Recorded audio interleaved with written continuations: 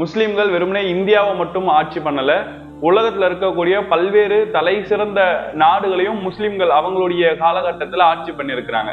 அதனுடைய தொடர்ச்சியாக தான் இன்னைக்கும் பல்வேறு முஸ்லிம் நாடுகள் உலக அளவுல இருக்கிறதையும், அந்த நாடுகள்ல அதிகமான முஸ்லிம்கள் இருக்கிறதையும் நம்மளால கண்கூடா பார்த்துக்கிட்டு இருக்க முடியுது.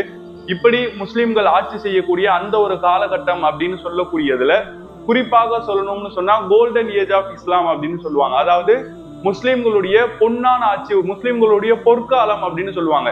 அந்த ஒரு முஸ்லிம்களுடைய பொற்காலத்துல முஸ்லிம்களுடைய ஆட்சி முறை எப்படி இருந்தது, முஸ்லிம்கள் எதையெல்லாம் கண்டுபிடிச்சாங்க, அந்த காலகட்டத்துல இருக்கக்கூடிய முஸ்லிம்கள் எந்த கல்வி முறைக்கு முக்கியத்துவம் கொடுத்தாங்க, முஸ்லிம்களுடைய மதர்சாக்கள் எப்படிப்பட்ட பாடசாலைகளாக மக்களுக்கு இருந்துச்சு, வெறுமனே முஸ்லிம்களுக்கு மட்டும் இல்லாம முஸ்லிம் அல்லாத மக்கள் கூட, ஏன் முஸ்லிம்கள் எதிர்க்கக்கூடிய ஒரு சமூகம் அப்படின்னு சொன்னா யூத சமூகத்தை சொல்லலாம். அந்த யூதர்கள் கூட முஸ்லிம்கள் நடத்தக்கூடிய மதர்சாக்கள்ல படிச்சு பெரிய பெரிய ஸ்காலர்ஸா மாறி போனாங்க அப்படிங்கறதெல்லாம் அந்த கோல்டன் ஏஜ் ஆஃப் இஸ்லாம் அப்படின்னு சொல்லக்கூடிய முஸ்லிம்களுடைய பொற்கால ஆட்சிகள்ல இந்த விஷயங்கள் எல்லாம் நடந்திருக்கு அப்படிங்கிறத வரலாற்று நம்மளால எல்லா இடங்கள்லயுமே பார்க்க முடியுது.